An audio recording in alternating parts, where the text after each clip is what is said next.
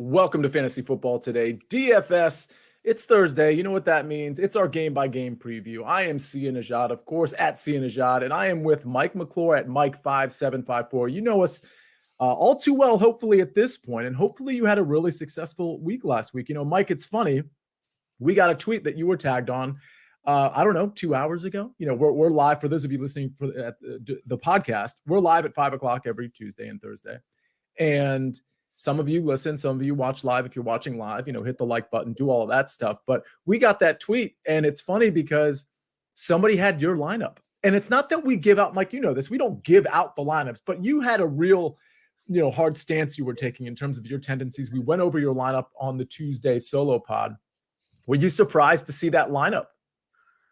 Honestly, not, only because I almost did give a full lineup on the pod. I basically listed every position and said we're going to swap in CeeDee Lamb for Justin Jefferson, and that was essentially the lineup. I didn't give the defense. I didn't give that, but yeah, it was a lineup that I was happy to see others used it, and the user did well.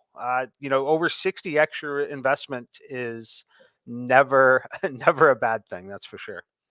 That's for sure. And again, it was a really nice week, I think, for a lot of people who consume this show. And one thing, Mike, I tried to emphasize on the Tuesday solo pod was it really comes down to roster construction a lot, especially when you have, and we always talk about this, but especially when you only have like a few games that people are really interested in. And I want to get your opinion before we get started. What games are you interested in? Not specifically what games, but how condensed is it? Because I just want to know, is this a week where you can pivot off the popular games, or is this another week where it's, I have a few games I really like and I'm going to do my roster construction, and by my I mean yours, which was very successful last week. Yeah, I think it's pretty similar to last week, honestly. There are isolated plays you can make in a lot of these games. Some of them, the games that don't really matter, but as far as games that really do matter and situations that are great, price points that work, I think there's like 3 to 4 games that really take up 80% of where my player pool is going to be. Awesome. So I don't see any reason not to just get right into it, Mike. There's some games I think we're going to go pretty quickly on. And by the way, we're going to have a moment to touch on Showdown tonight. There's obviously a lot going on. I think everybody knows at this point, I do the early edge for Thursday Night Football. Mike's on the early edge all the time, but for Thursday Night Football, I think Mike's not on that particular show. I'll be on it. We'll be discussing props. We'll be discussing this game tonight. But Mike, at the very end of the show, I want to get your opinion because it's such a crazy game, right? We know the quarterback situation, it's going to be Joshua Dobbs. It's going to be starting at quarterback. Obviously, Derrick Henry's not playing. The Titans have a host of injuries. So maybe from a showdown standpoint, we'll just touch on that for a couple minutes at the end of the show. If any of you have questions for the main slate or for that slate, feel free to put them in the chat. But let's get started. Let's get started with a game that I actually think I have a decent amount of interest in, Mike. It's going to be the Arizona Cardinals at the Atlanta Falcons. The total's only 42.5. And I think that's more of a, correct me if I'm wrong, Mike, this total seems more of a game script thing to me more than anything. And what I mean by that is we know both offenses really like to run the ball, particularly the Atlanta offenses. And I think Tyler Algier is going to be a very popular play this week because of that. We know he's commanding a lot of touches. With that said, I see both of these teams moving the ball pretty freely, especially if Colt McCoy is the quarterback for Arizona with his pretty much full complement of weapons. How you feeling about this game? Because we see so many value plays here in Tyler Algier at 5,300. Drake London at 4,900. Greg Dortch at a flat 3,000. A guy who had 11 targets, caught 10 of them. Granted, that was with Trace McSorley, not Colt McCoy. And then, of course, James Conner at 7,200. So much value to go around here, right? Yeah, lots of value to go around. I like James Conner a lot. Tyler Algier, I think, is going to be very popular. I'm going to have a little bit of an underweight status there. He's on the fringe of being in my full player pool. That's because I've got a relatively contrarian running back that I'm going to be playing a lot of instead. That's in a very similar price range. I do like him, though. The guy I want to speculate on here is still Greg Dortch at 3,000. Obviously you see games where he didn't really play. You see 2 games had basically 10 targets in each game and absolutely smashed, scored 22.3 points in both of those games.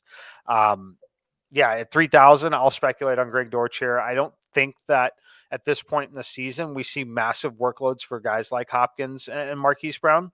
I just don't think there's a ton of reason to go out there and risk, serious injury on any of those guys.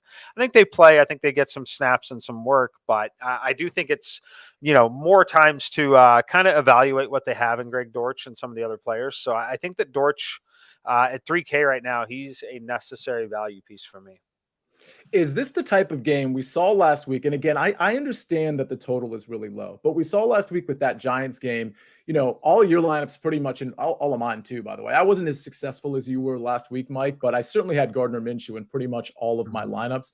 With that said, is this the type of game where you could potentially pull 3 pieces out of this game without actually stacking it with the quarterback? Or is the total too low? Is the game flow too low for you to be able to do that? And my thought here is, well, let me grab Greg Dortch, of course. Let me maybe grab James Conner as well. And then on the other side, let me grab either Tyler Algier or Drake London or both, and then just move on from this game, knowing that a lot of the volume is going through potentially at least 3 of those guys and potentially 4. Yeah, I think that you could get away with it. I don't think that, I think there are many paths to it failing. I think there are many, many paths to a Greg Dortch game that ends at 4 fantasy points, right? And I think there are paths to either Algier or one of the others busting. Like, I don't think they all bust. If Dortch doesn't do anything, I think it's likely that James Conner has 20 fantasy points.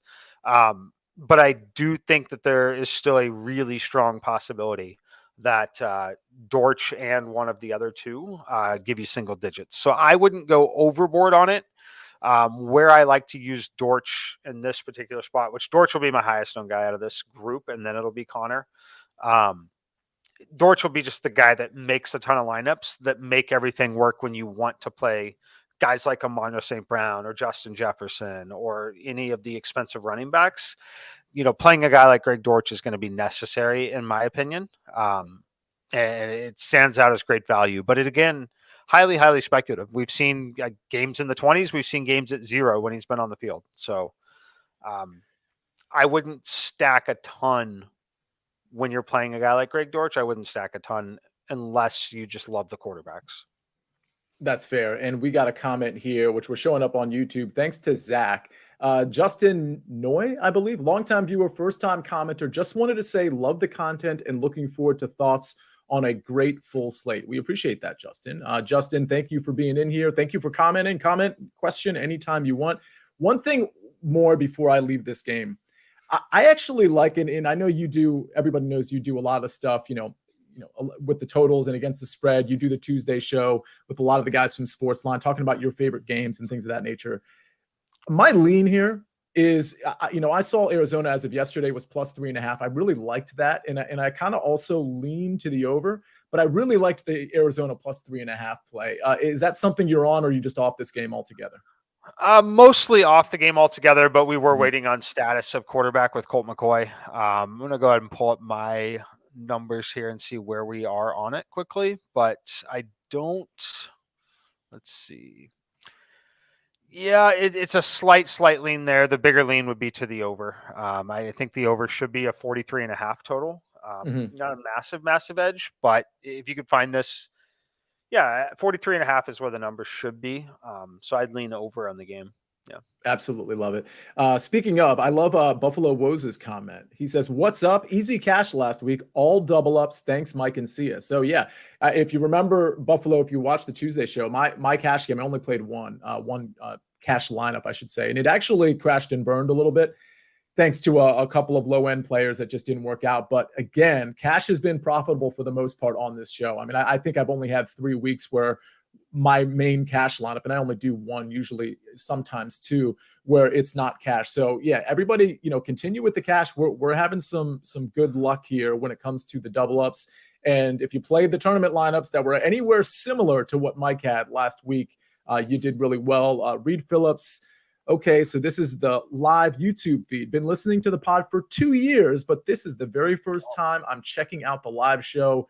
Reed, we really appreciate you. And I promise we're 10 minutes into the show. We're not going to spend all the time on Arizona, Atlanta. So let's move on. Thanks for listening, by the way. I see everybody in here. Jimmy, a lesson learned, Dowan's 89 or Dowan's 89.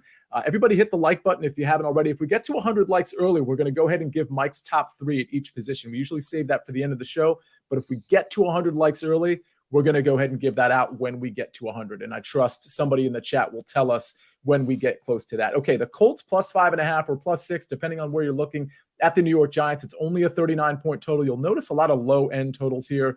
For the record, I like the Colts here in this spot, plus 6, especially against the Giants, because I think their defense is relatively formidable. With that said, I think it's Saquon Barkley season in this game. I think he is a really solid play. I trust he's going to be a relatively popular play. But again, without the dynamic weapons for the New York Giants, and knowing they probably don't have to push the tempo too much or push the ball down the field too much in this particular matchup, I see Saquon getting his trusted, 20 plus rush attempts and some pass catching work as well. What say you about Barkley? And is he the only piece you're interested in this game? Yeah, I like Barkley. I think he's got a lot of upside. I love that he's finding the end zone consistently. That helps a ton here. I like him more than guys like Christian McCaffrey, for example, this week. So he's fringe on the player pool, probably going to work his way in if we can solidify roles like Greg Dortch, for example, or any of the other value pieces we're looking at. I don't think I'm going back to the Giants wide receivers. I think it was a very isolated case last week that we got to take advantage of.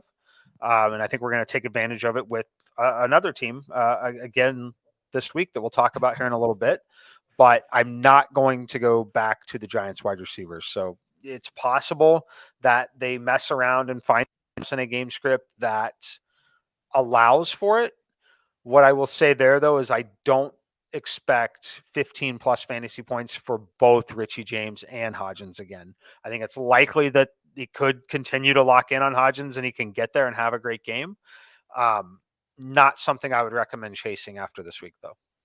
For those that just feel like playing one of those two guys again, and I know I asked you to do this last week, and I think you basically had Richie James and Isaiah Hodgins kind of in a 1A, 1B situation, and then you had Slayton like fully behind them from a points per dollar standpoint, which of course ended up being perfectly correct. Between Richie and Isaiah Hodgins, if you had to play one of them, who would you play? I'll play Hodgins. I think he's got a little bit more upside. I think Richie James is safer in the scenario that the game is just really, really, really competitive, and it's a necessity. I think Hodgins is going to have a decent floor either way, and I think he presents some upsides when they want to take some deeper shots down the field. So yeah, I would lean Hodgins over James. And for the record, if you're wondering, Slayton, Richie James, and Isaiah Hodgins, they're all around the 20% target share number. And for the record, because we mentioned Tyler Algier probably more in that first game than we've ever mentioned Tyler Algier's name.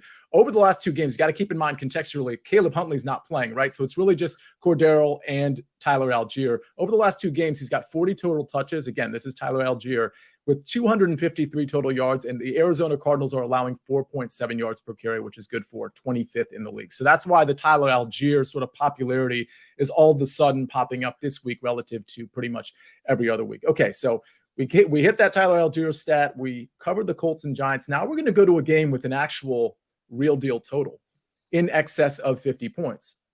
And by the way, I love that teaser, Mike, when you said, I like going to two receivers in another game. And I have a feeling that's a game in a cold weather climate, but I don't know that for a fact. So we'll just have to wait and see where you're going with that. This is not in a cold weather climate. This is in a dome, which is part of the reason people are going to want to play this Bears-Lions game, especially considering the fact that Jared Goff and his offensive weapons tend to go off at home in these curated environments in a dome. You got the Bears on the other side, which I think that's the tricky part, Mike, because we don't know what receivers are going to be healthy. Equanimous St. Brown, Chase Claypool, they both had limited practices today on Thursday, but that's pretty much it, right? You got those two guys. You got Dante Pettis, maybe Byron Pringle, then of course Cole Kmet. So I think from a stacking standpoint, I think a lot of people are going to want to play Jared Goff. They're going to want to play Amon-Ra St. Brown. They're going to consider playing DJ Shark at tremendous value at 4,300. And then they're not really sure who they're going to want to run it back with. Obviously, David Montgomery enters the conversation, Cole Kmet, maybe one of those low-end receivers. Is this one of your primary games, and how are you stacking it? It's one of the primary games, but I'm not game stacking it. I'm stacking the Lions side, and that's it. I don't think I'm playing anybody on Chicago side. I don't think it is necessary to have a bring back here for many reasons. One, I do think the game could be very, very competitive. I do think that the Bears can put up points here.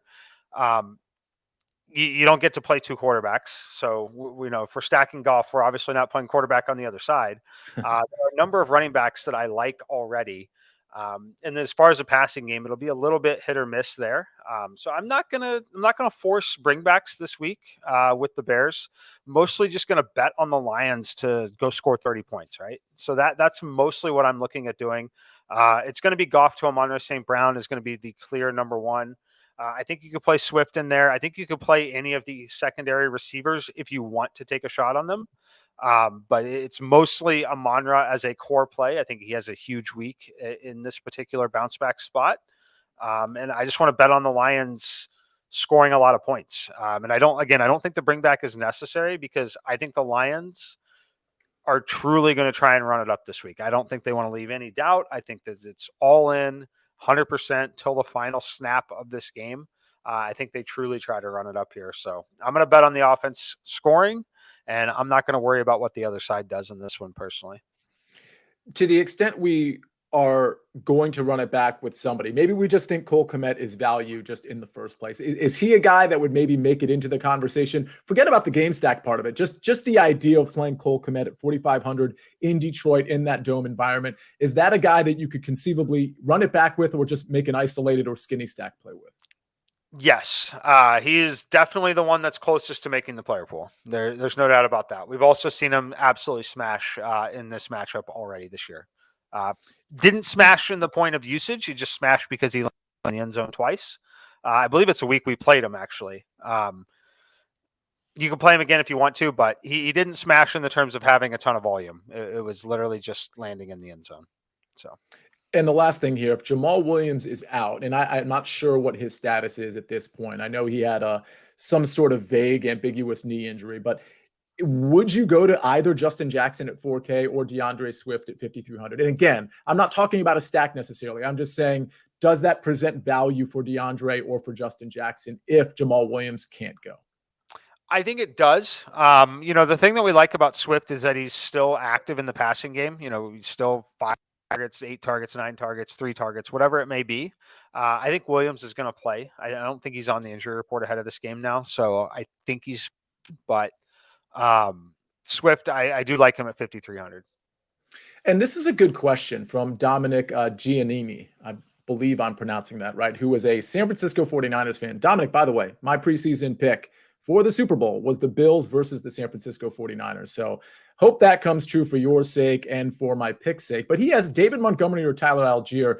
And I'm not even sure he's asking from a DFS standpoint, but let's just turn it into, you can't really turn it into a DFS question because I think we would all would we take Tyler Algier at 5,300 over David Montgomery, 10 out of 10 times at 6,900 because of the price? And either way, how do you feel just forget about the dollars, who has the better game, David Montgomery in that environment or Tyler Algier in a good matchup as well? I'm going to default to my projection. It's Montgomery by the smallest of margins.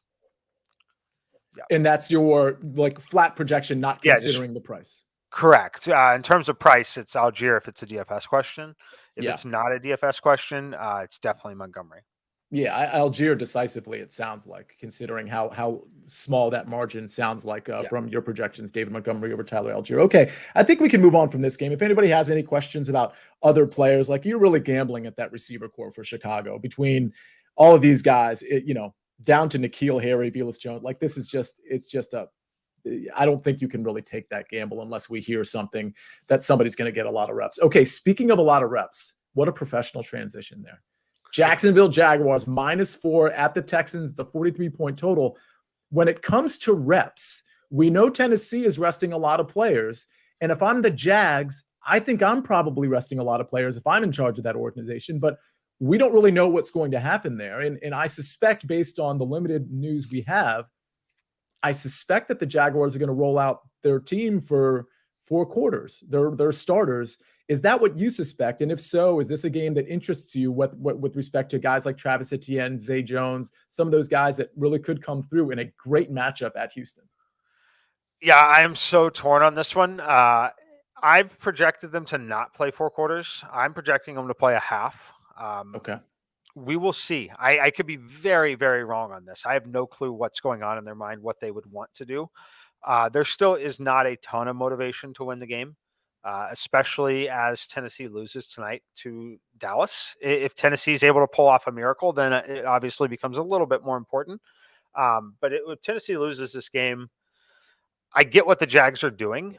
You don't want anyone to just necessarily take a ton of time off, and they also have to prepare as if the Titans could potentially win. So they've taken this entire week as if they're going to play the game because the Titans beat the Cowboys, right? I don't think that that's what happens here. I think that they prepare and they bring everybody out. We keep everybody, in the rhythm of going through the motions of preparing for an NFL game. They go play a few series. They go play a half. It's don't get anybody hurt, right? That's priority number one here, in my opinion. And if you followed the Jaguars for a while, especially in the last game, the game against the Jets, right? Trevor Lawrence has been on the injury report with a nagging toe injury. The only thing that helps a toe injury is rest, getting off of that toe, not cutting, not having that kind of play. I think that it would be wise for them to not force him into some of those situations. Does that mean he still plays, but it's a very conservative game call? Very possible. Very possible we don't see him run at all. I think it's very possible, though, that they don't play the full game. So I am completely off of this game. Just the stance I'm going to take on it. I'm fading ETN. He's going to be very popular.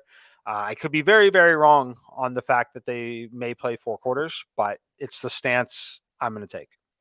Yeah, that's the stance I'm going to take as well, because I personally don't think it makes sense. The following week, you have a very, very important game. I just don't think I'd risk injury again for Trevor Lawrence or Travis Etienne. I think you're right. I think rolling them out for a half certainly makes sense. They get the reps. They get sort of the wheels in motion so they don't feel rusty or out of place week 18 against the Tennessee Titans. With that said, this guy, Chris Moore, I do have some sort of love affair with here, and he's only 4,200.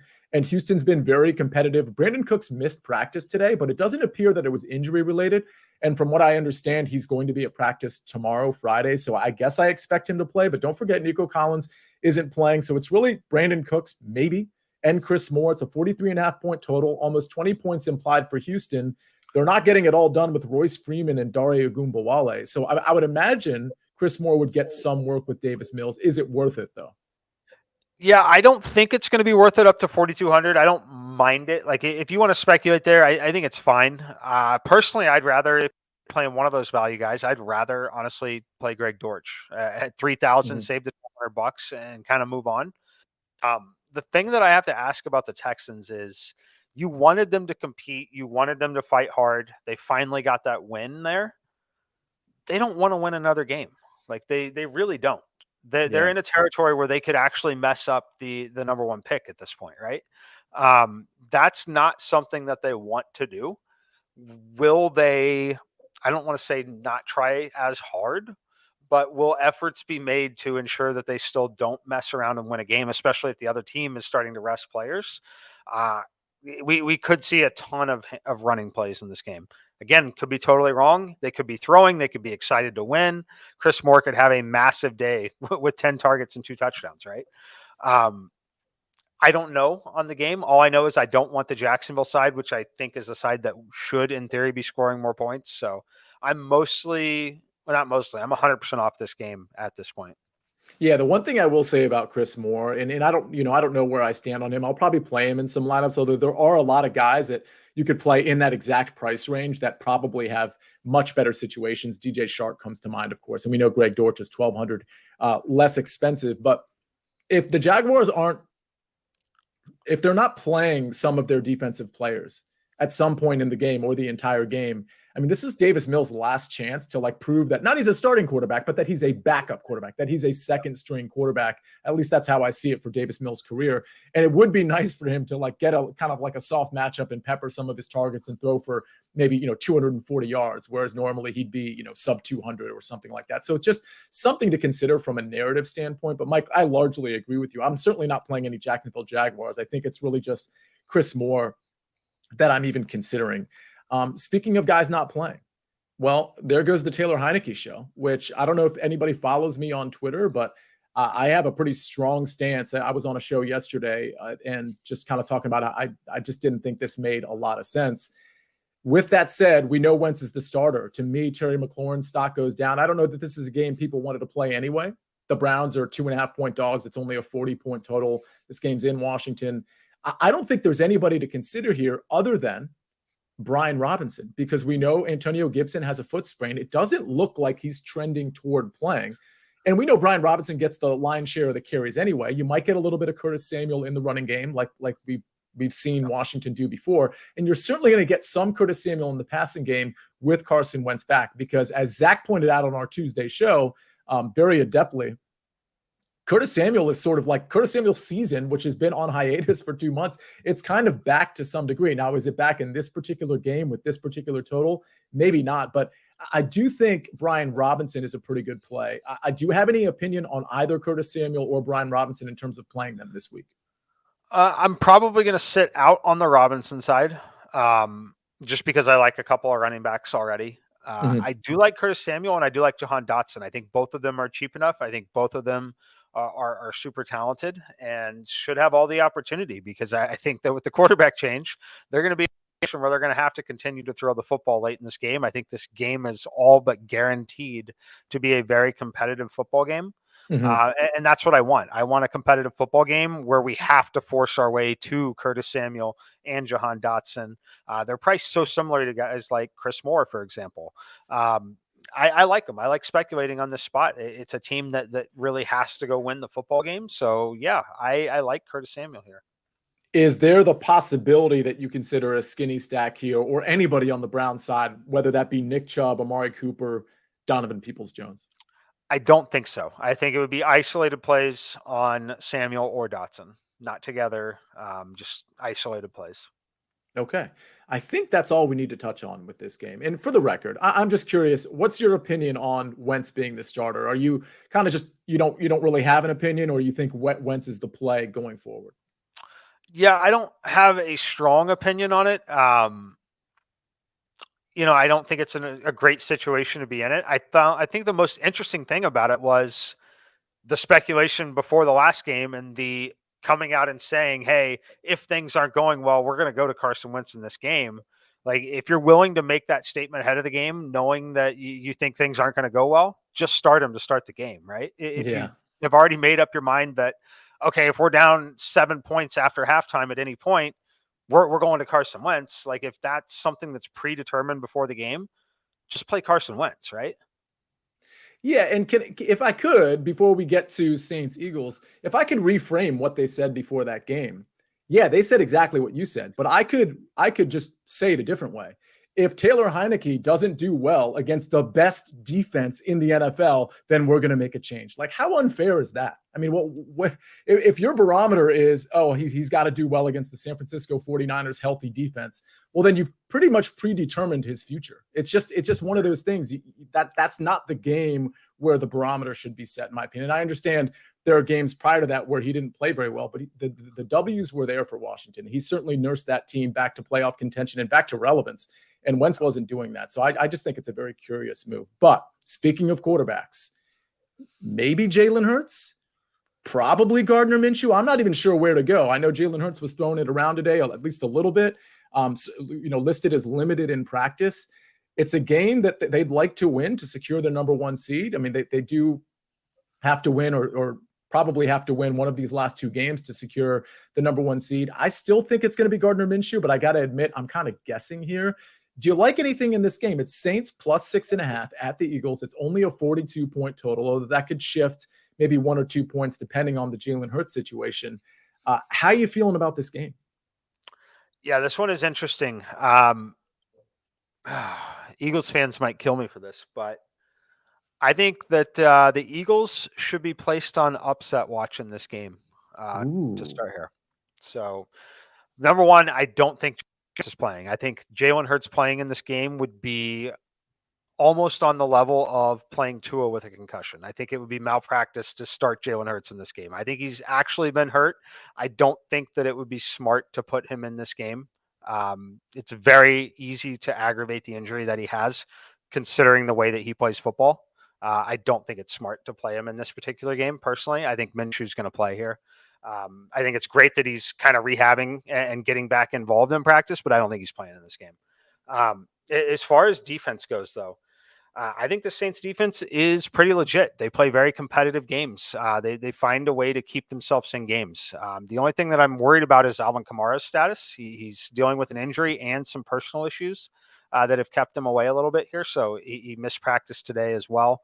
But I think the Saints are able to manage things enough. I think they're good enough defensively.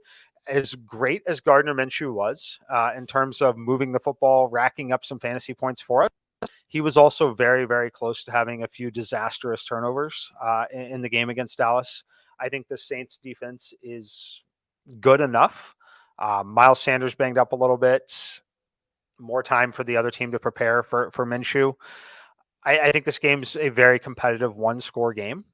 Wouldn't shock me if the Saints were able to steal it. So I'm not playing Minshew again this week. Not playing anyone other than potentially Dallas Goedert.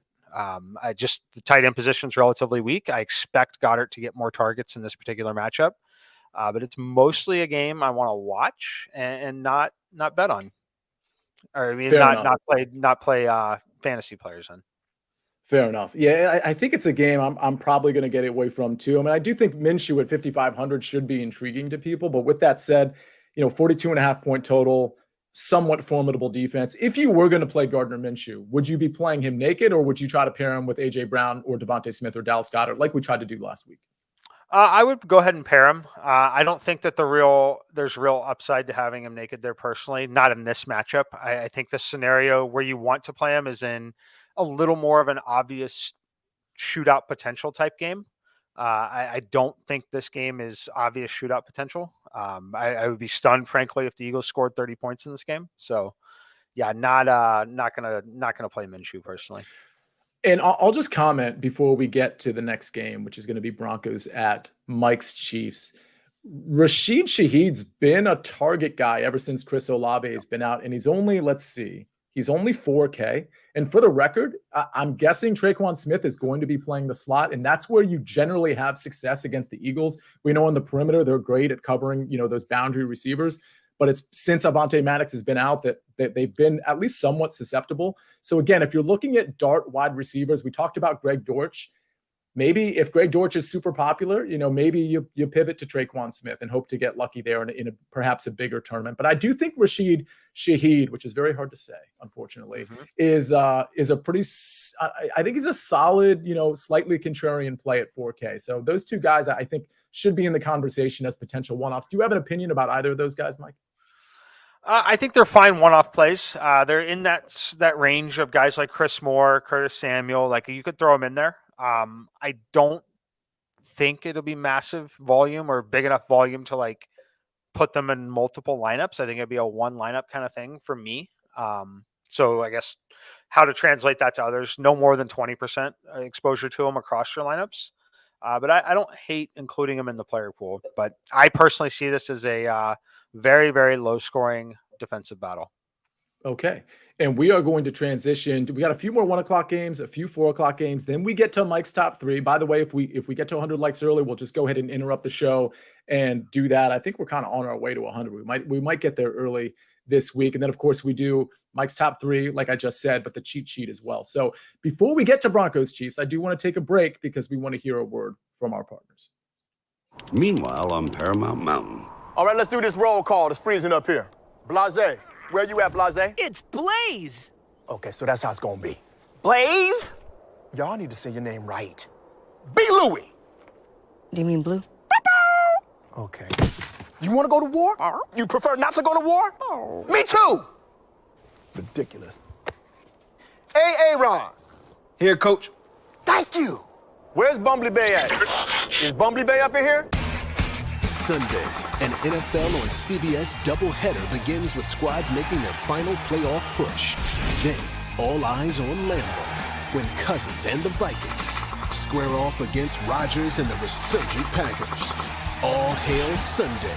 The NFL is on CBS. Okay, we are back. Everybody hit that like button if you haven't already. My name is Nejad. That's Mike McClure. This is our game-by-game preview, and let's fly through the next few 1:00 games before we get to the afternoon games. We got the Broncos at Chiefs. It's a 12.5-point spread. Obviously, the Chiefs favored here. It's a 45-point total. I guess the big question here, Mike, for you is the Mahomes stack in play? And if not, are there pieces on the Chiefs? Is it finally Isaiah Pacheco week, or is it just like a true split between him and McKinnon, which I think is what we expect, frankly, from a production standpoint?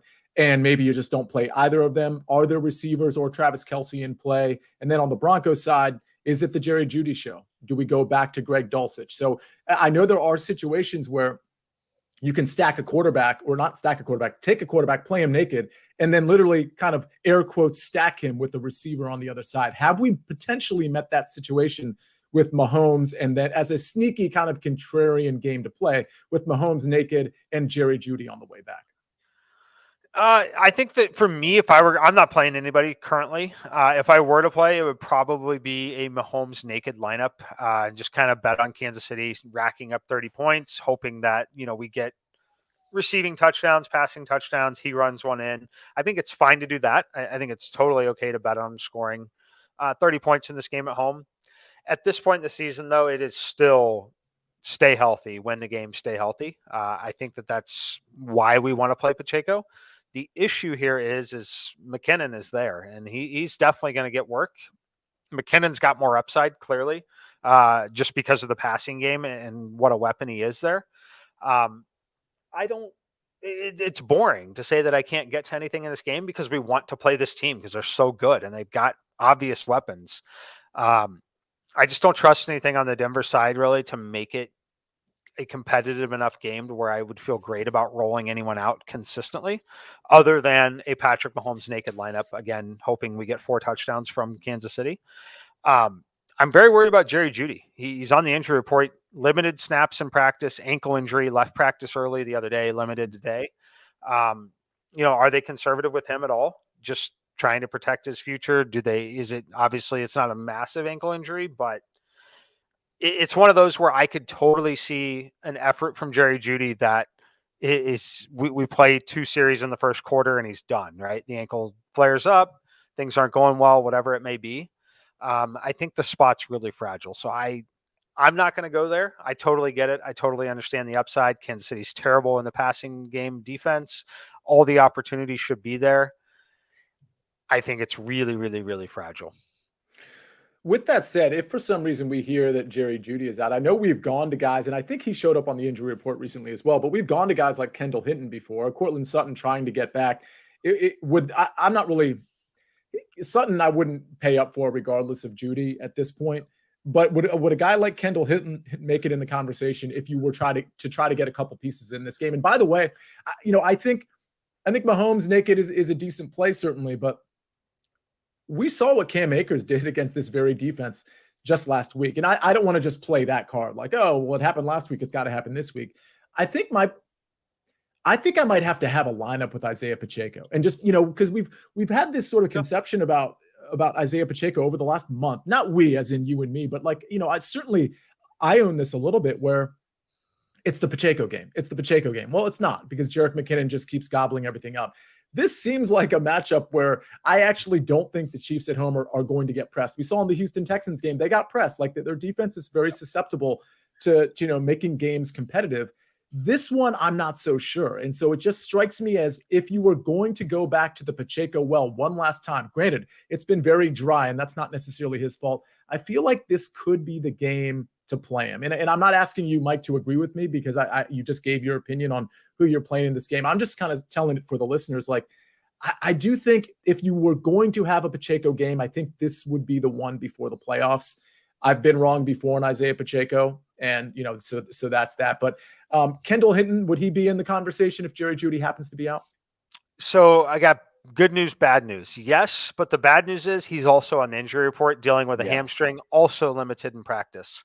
All 3 of the receivers, Jeudy, Sutton, and Hinton, all of them limited in practice. Someone's going to play. They might all play. I have no idea. I'm not going to play them. I will say, though, I should have talked about the Kansas City defense. I will be playing the Kansas City defense in this game. 3,800 at home. It's a great spot for them. Yes, they gave up 28 points to this team the last time they played. they still scored 15 fantasy points while giving up 28 points. They sacked the quarterback 6 times, 2 interceptions, defensive touchdown, very well within the range of outcomes once again here. However, I don't think they allowed 28 this time.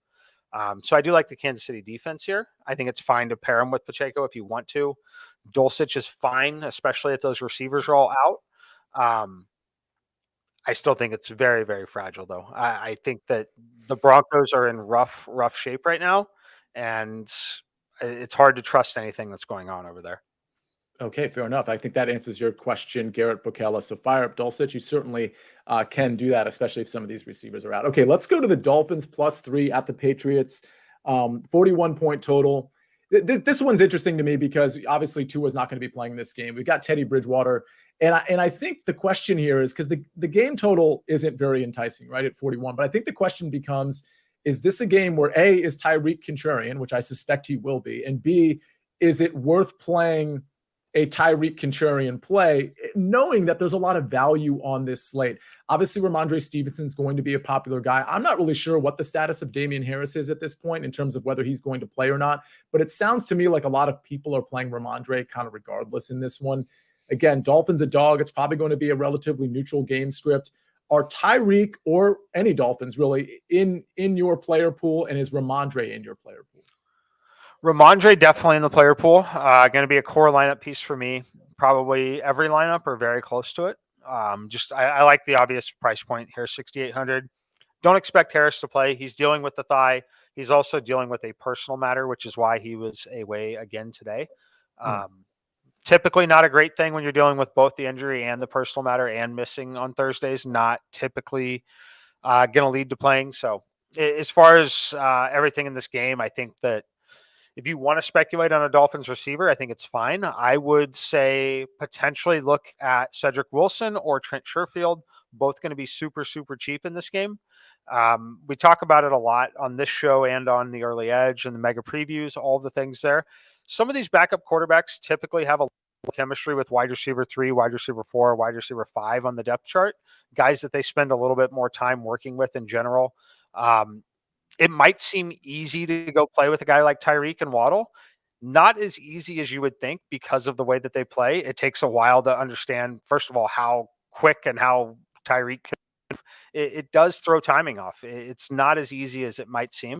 And I know that might sound like a really silly and crazy comment because the guy might be open for longer. I understand that.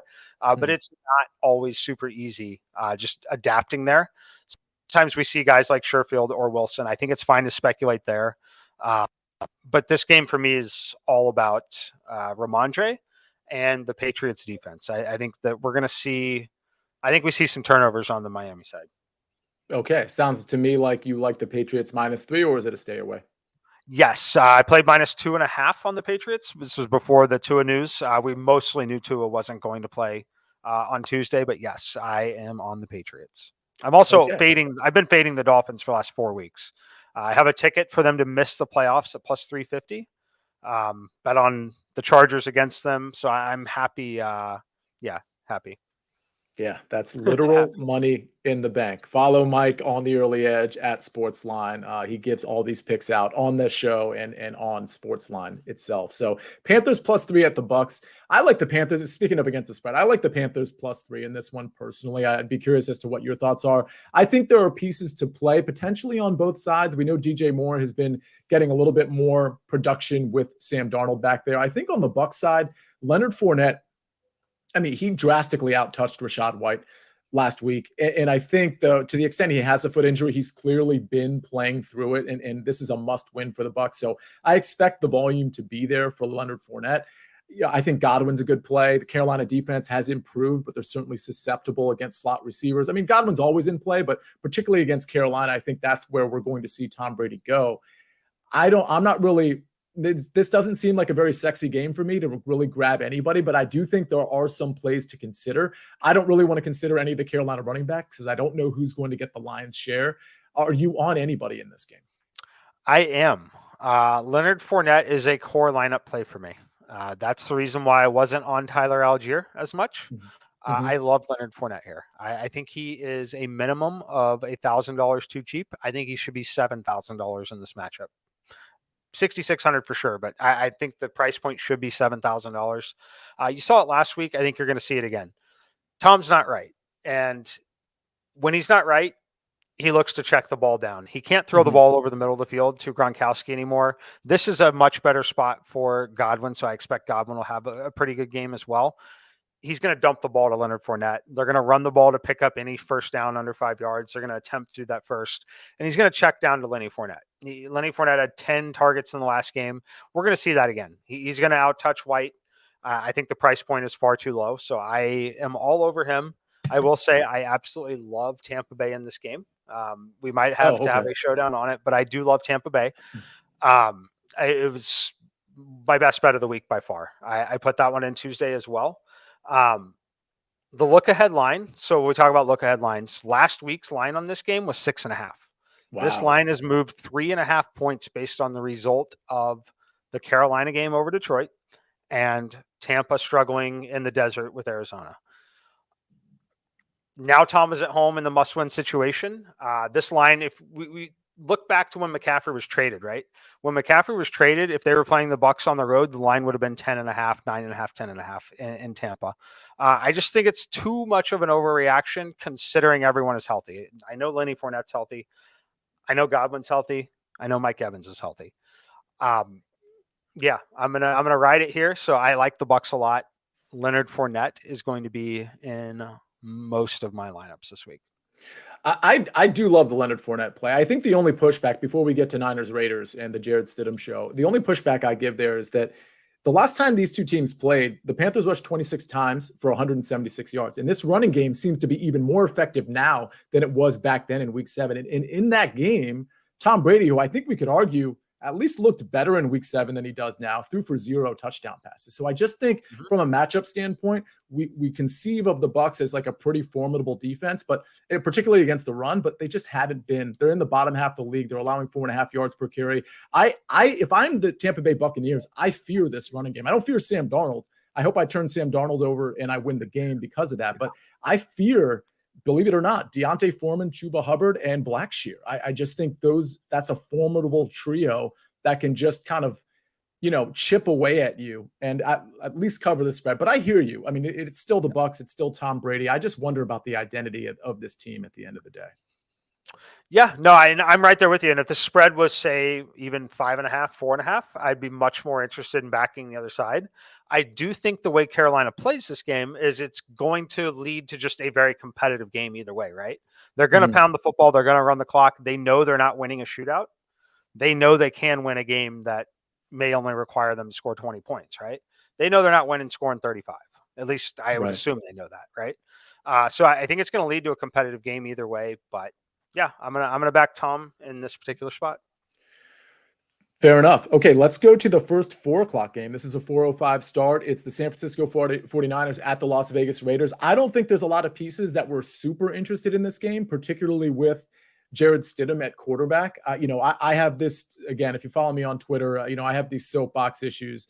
And one of them is, let's get Josh Jacobs off the field. If we're gonna take Derek Carr off the field because of money concerns, then let's take Josh Jacobs off the field and take care of his money as well. But maybe Josh Jacobs feels completely different. So like that's on me if he does. But Jacobs, 7,400, Devontae Adams, 8,500. You got Darren Waller at 4,300, which I think is interesting. And then, of course, Christian McCaffrey, that's sort of the guy. It's certainly a better matchup against the Raiders. He had a tough game last week, barely, he only caught 2 balls on 2 targets. I think he averaged 3.1 yards per carry against that Washington Commanders defense. But this is a much better matchup. He's 9K.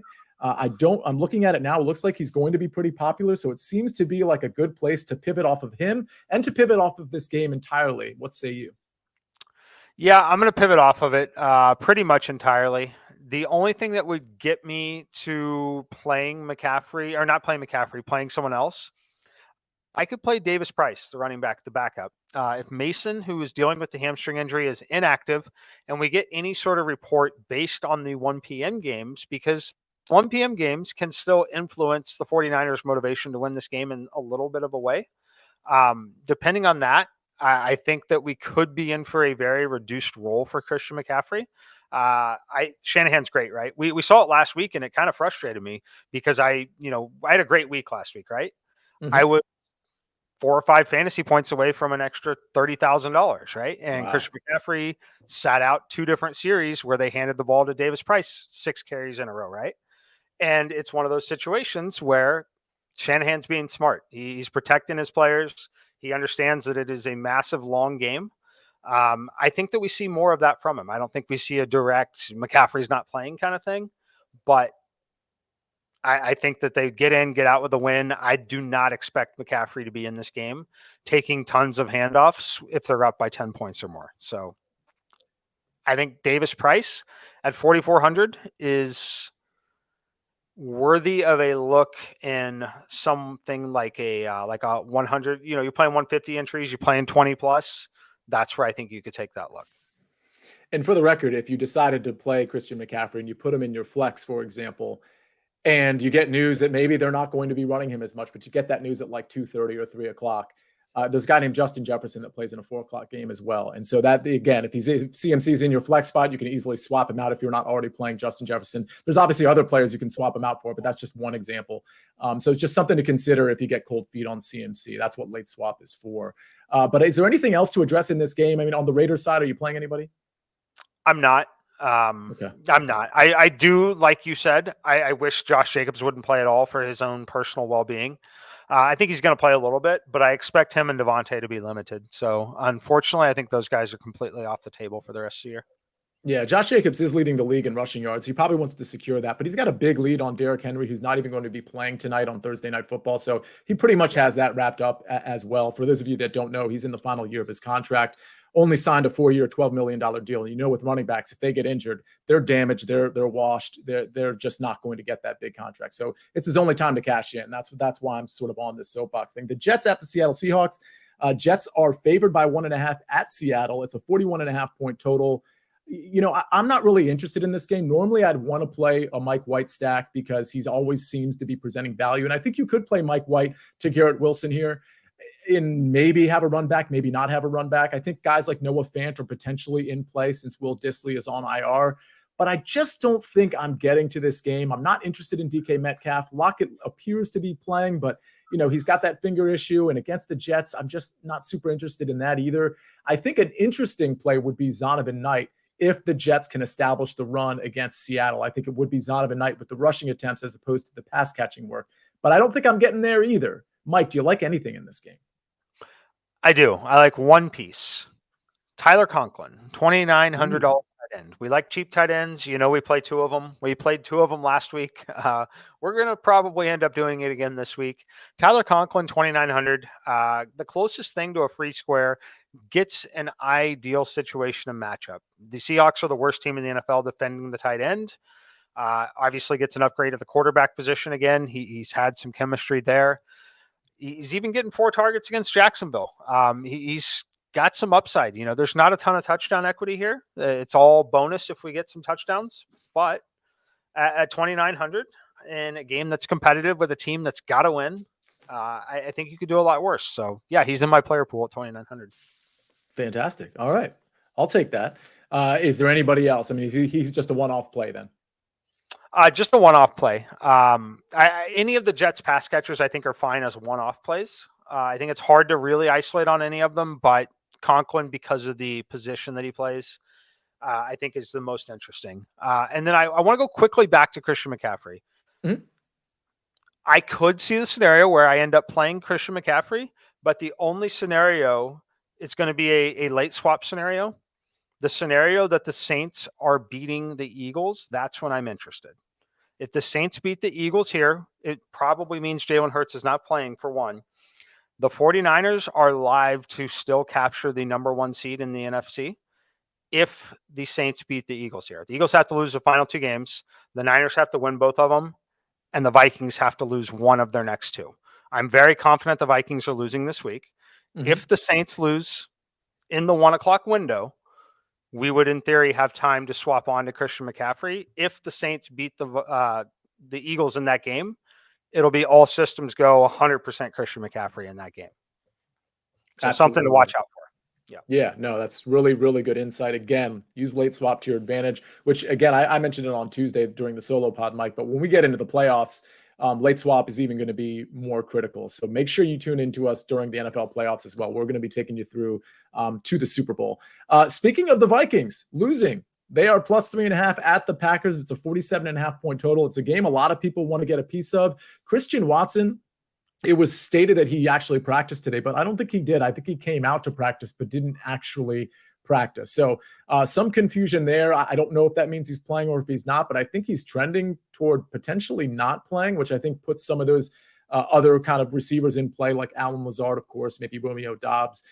With that said, on the Vikings side, there's a couple guys that are pretty undeniable. I mean, TJ Hawkinson is a guy that won a lot of people, including yourself, money last week. But then you got Justin Jefferson.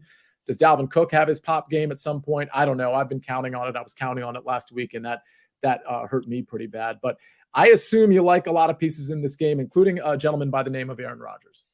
I do like Aaron Rodgers. It's a great spot, in my opinion. It's the biggest home field advantage in the NFL for me is playing at Lambeau. That is especially true when it is January.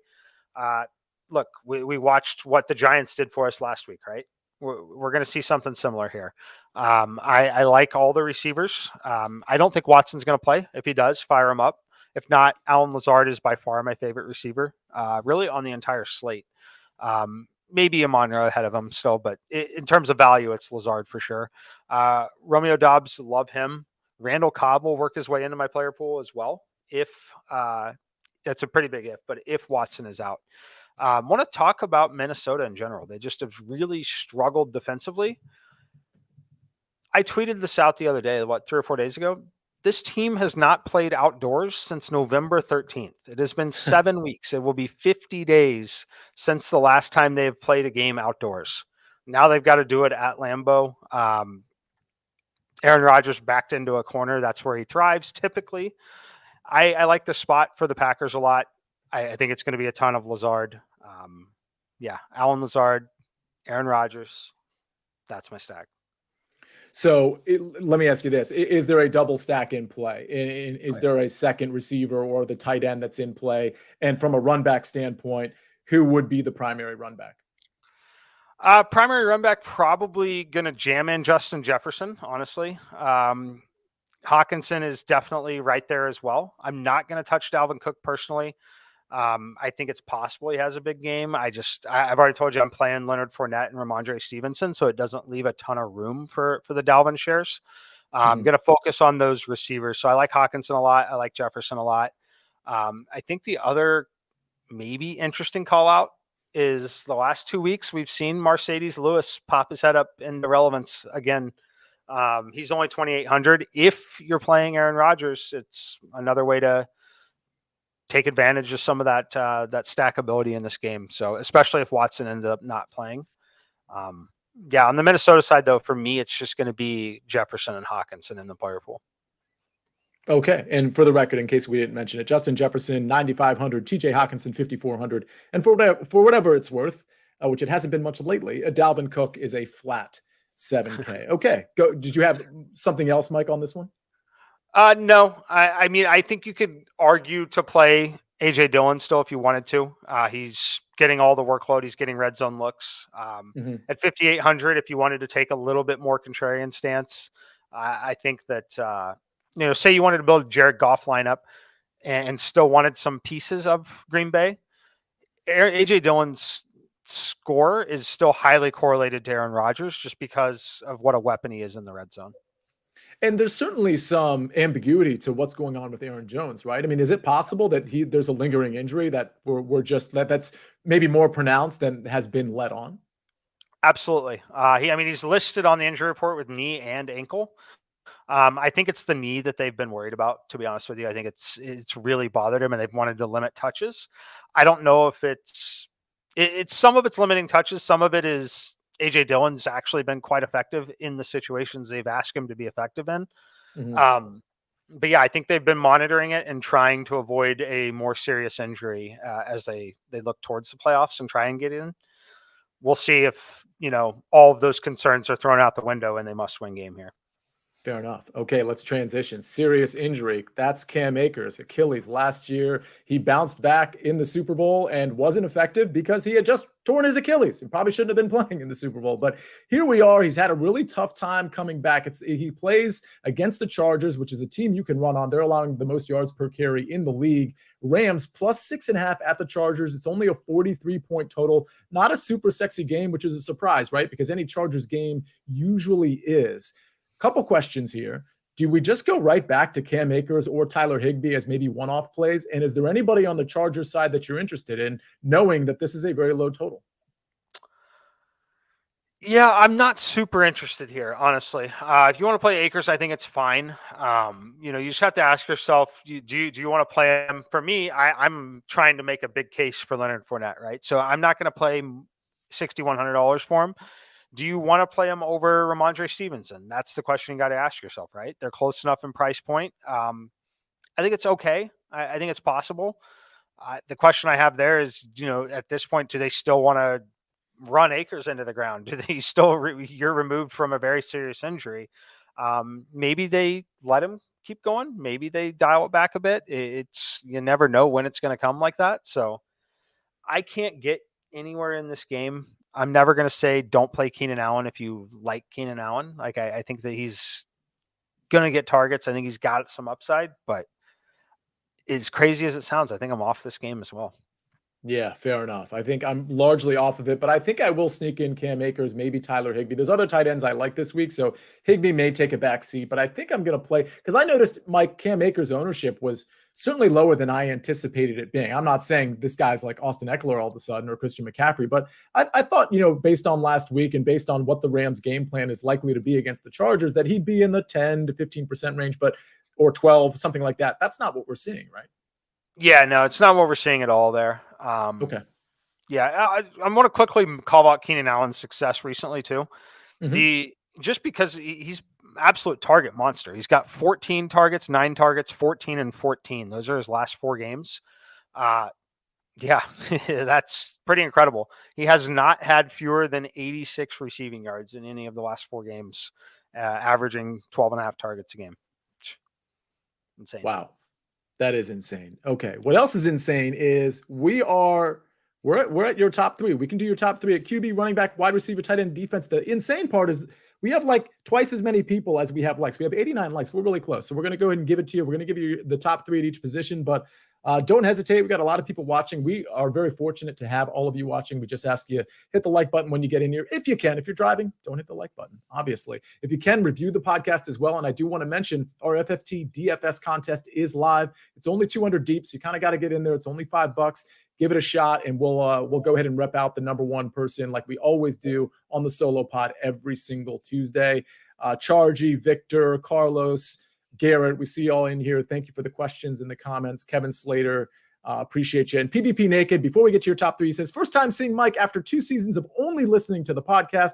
I always pictured him much older than he looks.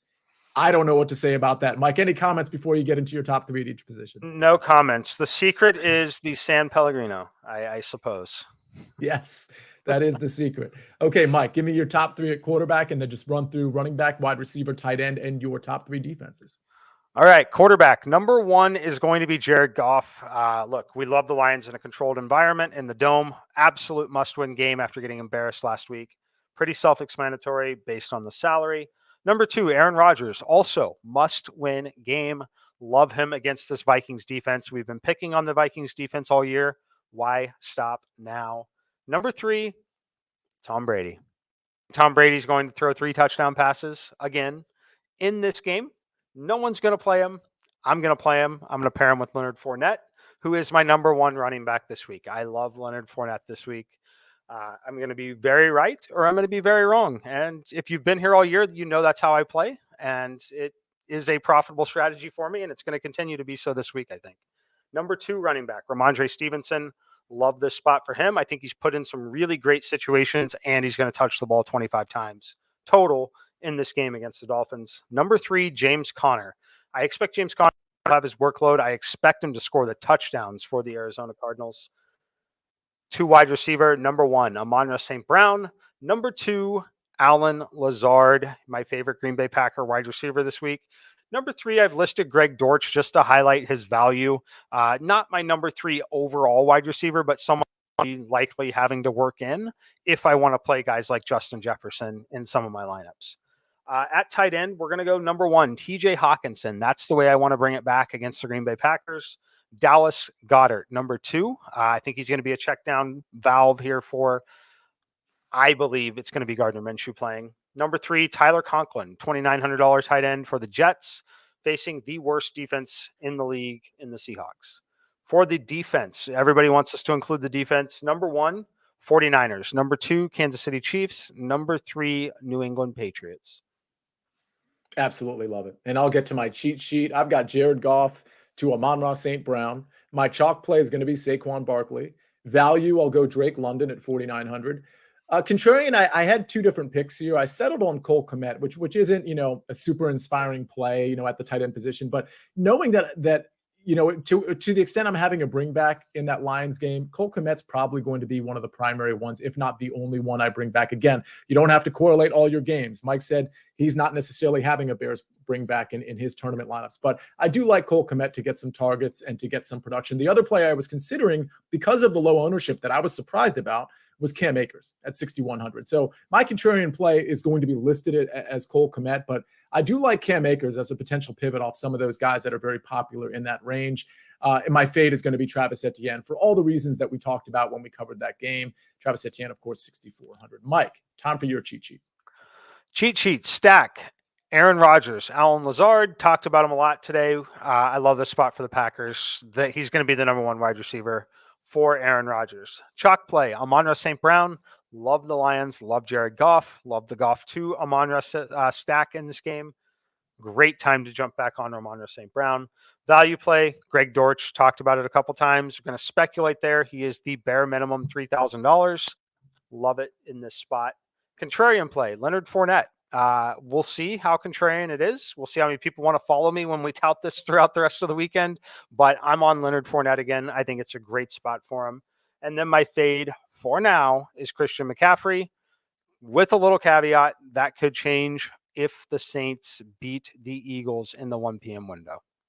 And if you're hearing just this part of the podcast because you just stumbled in here in the live feed or in the podcast, go back and listen to sort of the end of the show when we were talking about some of the implications to some of these teams if some of the 1 o'clock games go a certain way, particularly that Eagles game in the case of Christian McCaffrey. So we talked about that toward the end of the podcast after we covered the 49ers game. Okay, last thing, we got Thursday Night Football tonight. I'll be on the early edge tonight. Mike, I know you'll be on the early edge on the Sunday Night Football game, so everybody's going to see you there. But it's an interesting game, obviously, from a showdown standpoint. I think people are going to be really curious. Is there a captain that might just be a value captain tonight, or do you just run out Zeke? What do you do? And are the value pieces kind of the obvious ones? Is it Hassan Haskins? Is Dobbs going to make it into lineups at the quarterback position? How are you feeling about some of those just like random pieces? And is it a huge Zeke game for you? Or in showdown, you want to pivot off of that because you think that's where a lot of people are going? Yeah, it's going to be a big Zeke game for me, but I also have a ton of Haskins, a ton of Dobbs. The other one is Malik Davis. We know Tony Pollard's out. I would expect them to still take it easy a little bit with Zeke. I think we might see a ton of Malik Davis between the 20s and then maybe let Zeke punch it in. I think we see a little bit of that with this. So I like Malik Davis. I've got a ton of him.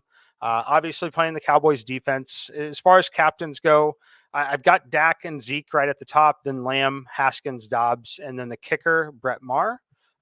You want to play the Cowboys and the captain, I think it's totally fine. But yeah, I'm focused on a lot of the running backs in this game, particularly Malik Davis, Hassan Haskins, a little bit of Julius Chestnut. It's a really crazy slate. We talk about it all the time that you don't have to use all the salary. Many of you know now from following, I play exactly 5 lineups for every slate. I do it on every main slate. I'm doing it on every showdown slate. My 5 lineups tonight on DraftKings that are in, one of them uses 100% of the salary, has $0 left. One of them has $20,500 remaining. Wow. That is incredibly interesting.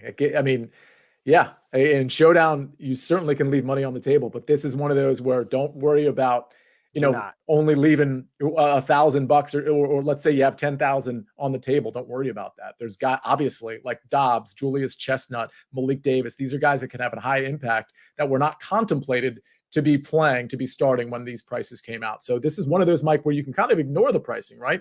It doesn't even matter what the price tag is at this point. You can ignore the pricing for sure. I don't like to do this, but I'm gonna give my full lineup of the one that leaves $0 on the table because it's already going to be duplicated hundreds of times tonight because it's so easy to build it.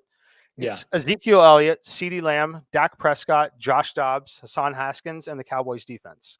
It's the Cowboys' top weapons at every spot, the quarterback and running back for the Titans, and the Cowboys defense. Like everyone, that lineup's going to be duplicated hundreds and hundreds and hundreds of times because it's so easy to build. It's essentially lining up the top projected players in the game and clicking on every single one of them, literally. And it fits in the salary cap because we didn't know these guys were going to play when the pricing was released, right? So you can play whoever you want tonight, ignore the salary cap.